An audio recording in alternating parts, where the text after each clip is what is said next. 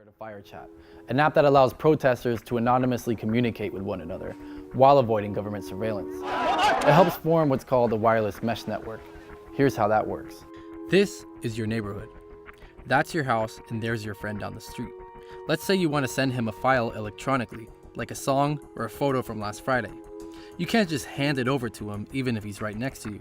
You have to send it through a middleman, namely your internet or phone provider. First, it travels up to a satellite or through miles of wires, and after all of that, it finally lands in your friend's hands. But if you and your friend had routers or proper software, you could connect directly with one another without having to send your files into outer space first. And if your other neighbors wanted to get in on it, they can join the network too. If enough people start to set up these routers, you could create a citywide spiderweb of local, peer-to-peer connection without the middleman. Also being excluded are government agencies, who thanks to the Snowden revelations, we now know we're tapping into those networks to spy on us.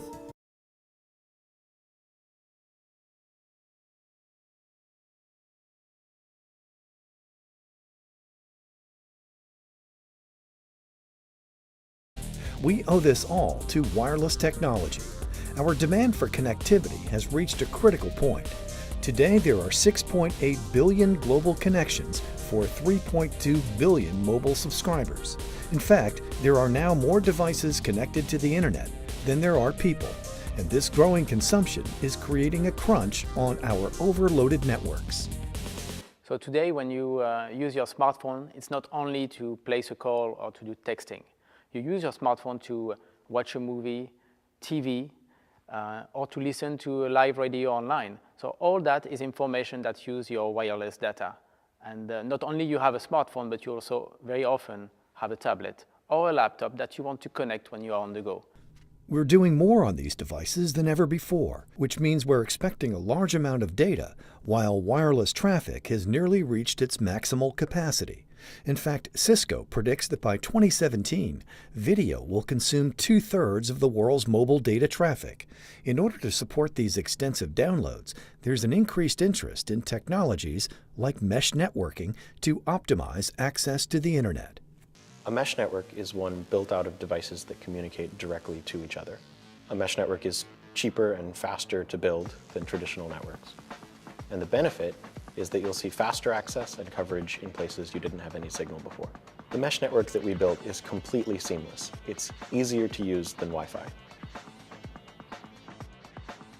So you just download it on your device, and once it's there, it'll just work in the background. You don't even have to know about it. You're just connected to nearby devices who have Open Garden. The initial way to use it would be if you have a laptop, a tablet, and a phone, and you'll just be connected all the time. And then if more and more people have Open Garden, then that'll create a network, like a global network that everybody will be using. There is no doubt that our insatiable demand for mobile connectivity will come to a breaking point. The question is, can new technologies optimize the usage and sharing of the spectrum in order to keep us up and running? So telcos now are all moving to 4G LTE to provide you with a faster connectivity, and that's the first step. But this move is also a lot of investment for them. And there are other ways to actually optimize and to improve the access to the network just by, for example, AT&T tried to put more Wi-Fi hotspots. That's one solution. But it's not enough because people are demanding more and more mobile data now. Slow downloads may soon be a thing of the past thanks to Open Garden. The tech-forward company is clearing a wide path for mobile connectivity by turning our networks into a virtual ecosystem, a place where all devices can share and grow their wireless connections. Open Garden provides a cooperative approach. We can use multiple networks at once, 4G and Wi-Fi, or several 3G or Wi-Fi connections. Altogether, we can make our connections better. We can access the internet faster from more locations.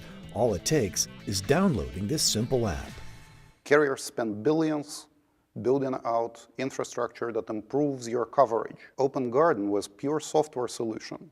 Users of Open Garden can connect to each other, and once connected, they can access the internet collectively. So everybody gets advantage of